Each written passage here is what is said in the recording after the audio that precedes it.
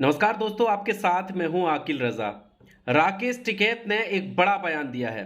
राकेश टिकैत ने असदुद्दीन ओवैसी को लेकर स्टेटमेंट दिया है कि वो चाचू जान है बीजेपी के, यानी उत्तर प्रदेश में राकेश टिकैत ने यह कहा है कि ओवैसी उत्तर प्रदेश में आएंगे तो वो भारतीय जनता पार्टी को फायदा पहुंचाएंगे। जब उनसे ये सवाल किया गया तो राकेश टिकैत ने कहा कि ये मेरा स्टेटमेंट नहीं है, बल्कि गांव के लोग ऐसा बोलते हैं कि ओवैसी और बीजेपी ए और बी टीम है, यानी ओवैसी यूपी में आए हैं तो उनका हम स्वागत करेंगे क्योंकि ये हमारा राज्य जो है वो बहुत ज़्यादा इज्जत देता है, मेहमान नवाजी करता है, हमारे वो मेहमान है, इसलिए हमने उनको चाचू जान शब्द दिया है और वो दोनों एक ही हैं। यहाँ पर असदुद्दीन ओवैसी चुनाव लड़ेंगे, इसका फायदा बीजेपी को होगा, ये कहना वो चाह रहे थे। इस पूरे मामले को लेकर विवाद छिड़ा हुआ है। सोशल मीडिया पर अलग अलग तरह के कमेंट्स आ रहे हैं। अब जो है AIM यानी असदुद्दीन ओवैसी की पार्टी मजलिस-ए-इत्तेहादुल मुस्लिमीन ने भी इसका जवाब दिया है। AIM के प्रवक्ता असीम वकार ने राकेश टिकैत को इस टिप्पणी के बाद जवाब दिया है। क्या कुछ कहा है, सबसे पहले आप असीम वकार का वो स्टेटमेंट सुन लीजिए जो उन्होंने राकेश टिकैत पर जो पलटवार किया है। राकेश टिकैत साहब का एक बयान आया जिसमें वो ओवैसी साहब को बीजेपी की बी टीम बोल रहे हैं ओवैसी साहब को बीजेपी के चच्चा। राकेश टिकैत साहब, आप कितने बड़े सेकुलर हैं ये मुझसे और मेरे लोगों से बेहतर कोई नहीं जानता। 2017 का जो चुनाव था विधानसभा का और 2019 का, इसमें आप भारतीय जनता पार्टी के लिए काम कर रहे थे और बीजेपी को जिता रहे थे और पिछली सरकार को हरा रहे थे, बीजेपी को जिता रहे थे। आज भी मुझे यकीन है कि मुसलमानों के कंधों पर बैठकर आप अपनी राजनीतिक दूरी तय कर रहे हैं। मैं आपसे पूछ रहा हूं कि आज आप मंच पर चढ़कर जाटों की तरफ से अल्लाह अकबर का नारा बुलंद कर रहे हैं, और जब मुजफ्फरनगर का दंगा हुआ था जिसमें मुसलमानों का नरसंहार हुआ था, उस वक्त आप कहां छुपे बैठे थे? उस वक्त आपके लोग हर हर और जय श्री के नारों के साथ मुसलमानों का कत्लेआम कर रहे थे। कोई बयान आपका नहीं आया, कोई शांति अपील आपने नहीं की, और आज आपको बीजेपी BOC टीम यहां बयानबाजी कर रहे हैं। मैं यकीन से कह रहा हूं कि 2022 के चुनाव में तय हो जाएगा कि राकेश टिकैत साहब बीजेपी की पिच पर बीजेपी के गेंद और बल्ले के साथ खेल रहे हैं। मुझे तो यह भी शक है कि 2022 के चुनाव में आप अपने कैंडिडेट अलग से उतार देंगे और लोगों से कहेंगे कि हम बीजेपी का मुकाबला कर रहे हैं और वोटों का ध्रुवीकरण करके बीजेपी को जिताने का काम करेंगे। यह भी शक है मुझे कि अभी भी बीजेपी के लिए काम कर रहे हैं आप। किसानों को धोखा दे रहे हैं, मुसलमानों को धोखा दे रहे हैं, सबको धोखा दे रहे हैं आप अपने गिरेबान में झांकिए और झांकने के बाद ये बताइए कि आप असलियत में क्या हैं। बाकी तो 2022 तय कर देगा कि कौन किसका एजेंट। तो आपने देखा कि मजलिस-ए-इत्तेहादुल मुस्लिमीन, ऑल इंडिया मजलिस-ए-इत्तेहादुल मुस्लिमीन के प्रवक्ता थे ये असीम वकार, जिन्होंने आपको सुना और इन्होंने फिर से मुजफ्फरनगर के वो दंगे याद दिलाने की कोशिश की जो 2013 में हुए थे। आपने देखा होगा कि 2013 में जो दंगे हुए थे उसमें काफ़ी दरार हिंदू और मुस्लिम में आ गई थी, और अभी हाल ही में 5 सितंबर को जो महापंचायत हुई उसमें अल्लाह अकबर और हर हर महादेव के नारे भी राकेश टिकैत ने लगाए थे और ये कहा था कि हम किसी भी हालत में आपस में हम लोगों को बंटने नहीं देंगे, यानी हिंदू और मुसलमान एक हैं, इसलिए अल्लाह अकबर और हर हर महादेव के नारे लगे थे, क्योंकि उन्होंने कहा है कि हम एक रहेंगे और एक साथ रहकर हम बीजेपी को भगाएंगे।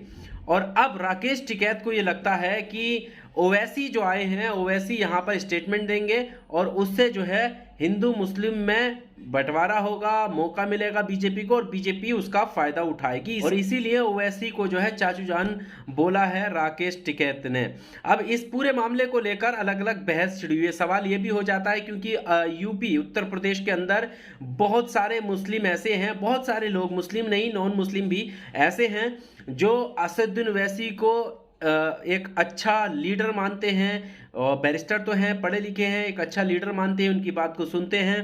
तो क्या राकेश टिकैत के इस बयान से मुस्लिम वर्ग खास करके क्या नाराज होगा, क्या उसको बुरा लगेगा? क्योंकि बहुत सारी जगहों पर अभी 3 दिवसीय दौरे पर जब उत्तर प्रदेश में असदुद्दीन ओवैसी आए थे तब उन्होंने रैलियों को संबोधित किया था और काफ़ी भीड़ भी वहां पर पहुंची थी। तो इस स्टेटमेंट के बाद ज़रूर जो है उथल पुथल हुई है यूपी की, खासकर यूपी की राजनीति में, क्योंकि चुनाव बेहद करीब हैं और ऐसे में हर एक स्टेटमेंट जो है वो बेहद ही गौर से देखा जा रहा है। क्योंकि हाल ही में अभी योगी आदित्यनाथ ने अब्बा जान वाला स्टेटमेंट भी दिया था, उसको लेकर भी आलोचना हुई थी।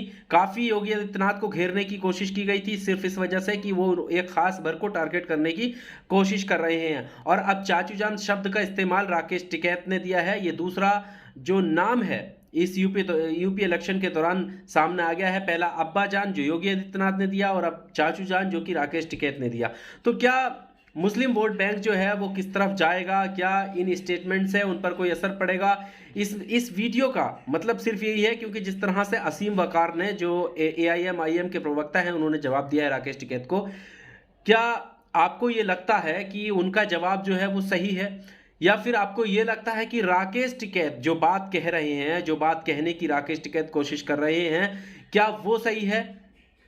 ये आप ज़रूर कमेंट बॉक्स में दीजिएगा, क्योंकि ज़रूर ये जानने की कोशिश करेंगे लोग कि राकेश टिकैत के इस स्टेटमेंट से खासकर मुस्लिम वर्ग जो है वो किस तरह से सोचता है। क्या राकेश टिकैत को वो सही मानता है?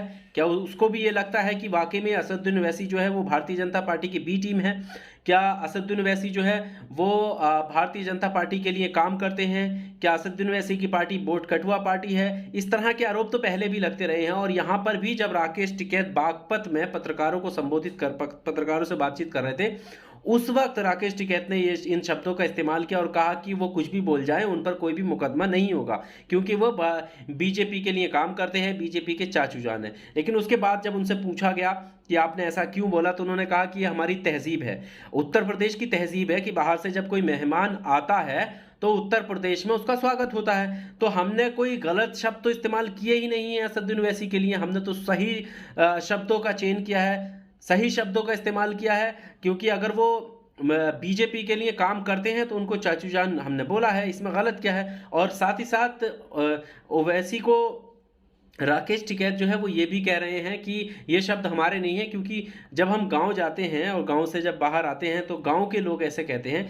कि जब आप जाओ तो पत्रकारों से जब बातचीत हो तो उनसे पूछना कि ये जो सवाल है कि ओवैसी जो है वो बी टीम है इसलिए हम कह रहे हैं, ये तो गांव वालों का मानना है। इस तरीके से राकेश टिकैत जो है वो कहते हुए नजर आए। लेकिन सवाल यही है क्योंकि इन शब्दों को और इन जो जिस तरीके के का बयान जो है राकेश टिकैत ने दिया है वो राजनीति से परे नहीं देखा जा सकता ज़रूर, क्योंकि उत्तर प्रदेश में विधानसभा चुनाव हैं 22 में, और 22 में ही बीजेपी को जड़ से उखाड़ने का आह्वान जो है वो कह चुकी है बीकेओ भारतीय किसान यूनियन, संयुक्त किसान मोर्चा ने कई बार राकेश टिकैत ये कह चुके हैं कि 22 में इनको जो है दूसरी डोज दी जाएगी और 24 में तीसरी डोज दी जाएगी, इस तरह के बयान कह चुके हैं। और अब जो है वो इसलिए कह रहे हैं कि हम किसी भी तरीके से जो हिंदू मुस्लिम भाईचारा है उसको बढ़ने नहीं देंगे, क्योंकि इसमें एक पॉइंट ये भी है, हम आपको बता दें कि असदुद्दीन ओवैसी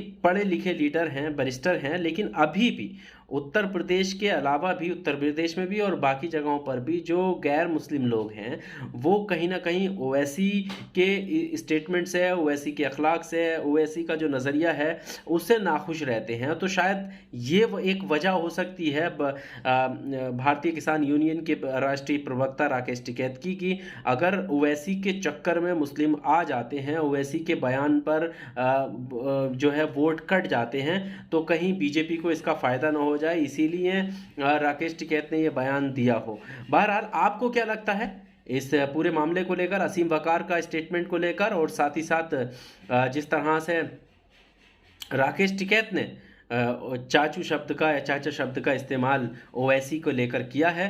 क्या कुछ लगता है? आप ज़रूर अपनी राय दीजिए कमेंट बॉक्स में, और आपकी राय को लेकर हम फिर से एक नया वीडियो बनाएंगे जो आपके सामने रखा जाएगा कि आखिर यूपी का मुसलमान या यूपी के और लोग, गैर मुस्लिम या और लोग इस स्टेटमेंट को किस तरह से देखते हैं। इस वीडियो में सिर्फ इतना ही। अगर आपको ये वीडियो अच्छा लगा हो तो लाइक कीजिए, शेयर कीजिए और चैनल को सब्सक्राइब ज़रूर कीजिए। बहुत शुक्रिया।